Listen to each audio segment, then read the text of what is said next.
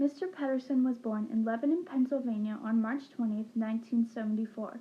He achieved the highest rank of senior airman during his service as combat support in the Air Force. Today he lives in Lebanon, Pennsylvania with his family. Mr. Pederson has 3 children, 1 son and 2 daughters. He also has 2 siblings, Kenneth Michael Pederson and April Lynn Cole. His sister's husband served in the United States Marine Corps and retired as a colonel. Mr. Pederson's parents were Kenneth and Renee Pederson.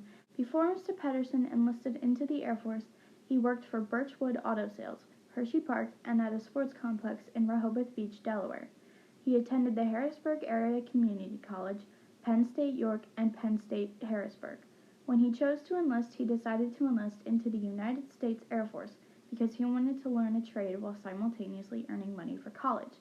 Mr. Pederson said that while the Army would have probably earned him more than 3 times the money, he just wasn't sure how that would translate to a future lifestyle and something that he could continue in following his retirement from the service in 4 years. Upon questioning his reasoning for enlistment, he stated that his grandfather had served and was someone that he looked up to, so he believes that his fascination with his grandfather and his grandfather's service could have influenced him to join. Mr. Pederson left his home on March 19, 1993, coincidentally the day before his 19th birthday. After flying into the Dallas airport, he said he had a conversation with another recruit. There was a girl sitting next to me, and we're having a pretty good conversation, maybe 10 to 15 minutes long, and all of a sudden she says, "They're here. I can feel it." And then 2 seconds after she said that, all I heard were people screaming and hollering and barking orders at us, and I knew it wasn't going to be a fun time.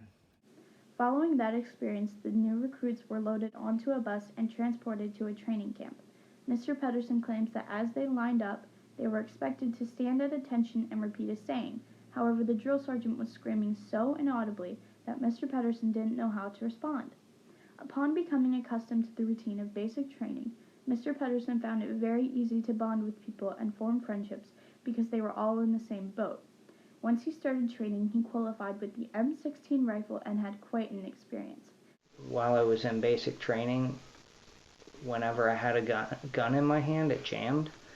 So the drill instructor was screaming at me a lot because my gun jammed, and he would very arrogantly come over, "Give me that thing," and then he would pick up the gun and make it look like he knew exactly what to do, and he would pump the gun and try to fire it, and it would misfire for him, and after several attempts he could get it to fire, and then he would hand it back to me. Mr. Pederson says that the hardest part of training was the mental aspect, with drill sergeants constantly screaming and the underlying fear of being recycled and having to restart training. Mr. Pederson's most fond memories stem from learning in the classrooms and being taught how to act like a soldier. However, Mr. Pederson stated that the most difficult thing to adapt to was becoming accustomed to the fact that he was owned by the government, thus being on call 24 hours a day, 7 days a week. He also found it difficult to absorb all the different rules and regulations that he needed to follow. The easiest thing to adapt to was the provision of everything that he needed by the government. During his wartime service in New York, his main job was to maintain base facilities. This task included a lot of pipe repairs because of the temperature and water treatment. Mr. Pederson is thankful to have been assigned these projects because they allowed him to obtain a talent that can be used in his everyday life. These tasks were also assigned to him within Operation Southern Watch. Mr. Pederson remembers taking part in a relocation of a dining hall from one building to another. In doing this, he designed the plumbing system for the dining hall facility. Upon question if he had any vivid memories from his time at this base, he told us about a base in Durand that was attacked. He went on to tell us that the best part of his service was the camaraderie with friends. Some major events that he will continue to remember were his deployments to Honduras, where they built a school, and Saudi Arabia. Mr. Pederson explained the reasoning for his retirement from the Air Force was because at Pope Air Force Base they ran things similarly to that of what he would have expected the Army to be like. As he stated previously in the interview, he specifically did not want to join the Army because of the physical toll. After retiring from the service, Mr. Pederson found a job, got married, and began to build a family. After 2 years, he went back to school part-time. He has stated that he uses what he learned in the service today in his everyday life. These simple abilities, of which a lot of people lack, include fixing a drain, soldering a copper pipe, and other carpentry-type skills.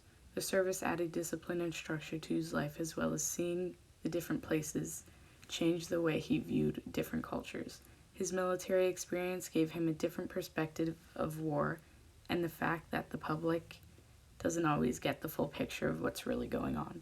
In conclusion, Mr. Pederson served our country by supporting the other soldiers in combat. In order to do this, he maintained water facilities at the bases he was stationed at.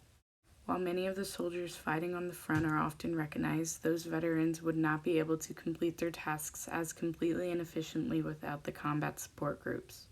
Because of his contribution to the war and upkeep of the environment for everyone around him, we thank our veteran for his service. Thank you, Mr. Pederson.